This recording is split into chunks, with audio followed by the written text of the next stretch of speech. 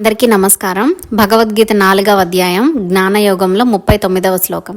శ్రద్ధావాల్లభతే జ్ఞానం తత్పర సంయతేంద్రియః జ్ఞానం లబ్ధ్వా పరాం శాంతిం అచిరేనాధిగచ్చతి.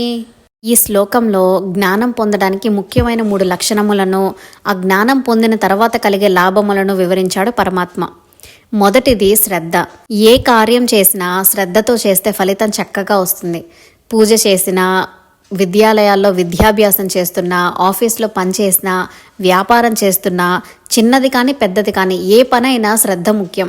పైగా చేసే పని మీద నమ్మకము, విశ్వాసం ఉండాలి. అంతేకాని అయితే అవుతుంది లేకపోతే లేదు అనే నిర్లక్ష్యం పనికిరాదు. వస్తుందో రాదో అనే సందేహం కూడా ఉండకూడదు. తప్పక సిద్ధిస్తుంది అనే నమ్మకంతో చేసే పని పరిపూర్ణమవుతుంది. రెండవది ఏకాగ్రత, పట్టుదల, నిశ్చయాత్మక బుద్ధి. ఏ పని చేసినా త్రికరణ శుద్ధిగా చేయాలి.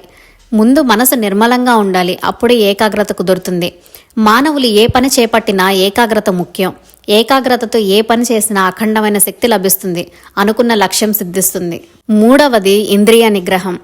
ఇంద్రియములు ఎల్లప్పుడూ బయట ప్రపంచంలో విహరిస్తుంటాయి, ప్రాపంచిక విషయంలో లీనమై ఉంటాయి.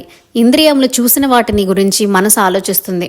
అప్పుడు మనసులో కోరికలు పుడతాయి. ఆ కోరికలు తీరడానికి మరల ప్రయత్నం మొదలవుతుంది. మనసు చంచలం అవుతుంది. అటువంటప్పుడు ఏకాగ్రత కుదరదు. కాబట్టి ఇంద్రియ నిగ్రహం చాలా ముఖ్యం. ఇంద్రియ నిగ్రహం లేకపోతే ఆత్మజ్ఞానం అలవడదు. సాధకుడికి ఇంద్రియములు ప్రబల శత్రువులు. వాటిని నిగ్రహిస్తేనే గాని సాధకుడు ఆత్మజ్ఞానాన్ని పొందలేడు. ఈ ప్రకారంగా శ్రద్ధ, ఏకాగ్రత, ఇంద్రియ నిగ్రహం అవలంబించి ఆత్మజ్ఞానం పొందితే కలిగే లాభం ఏమిటి అని ప్రశ్నించుకుంటే వచ్చేది ఒకటే సమాధానం: పరమశాంతి. ఈ రోజుల్లో మానవులకు లేనిది, కావాల్సింది అదే. ఎంత ధనం, భోగభాగ్యాలు, పదవులు ఉన్నా మానవునికి మనశ్శాంతి కరువైంది. అటువంటి వారు ఆత్మజ్ఞానం కోసం ప్రయత్నించాలి. కాబట్టి బాహ్య ప్రపంచంలో దొరికే వస్తువులతో కొంచెం సుఖం, అనంతమైన దుఃఖం తప్ప మరేమీ దొరకదు. ఆత్మజ్ఞానం కలిగితే పరమశాంతి దొరుకుతుంది అని బోధించాడు పరమాత్మ.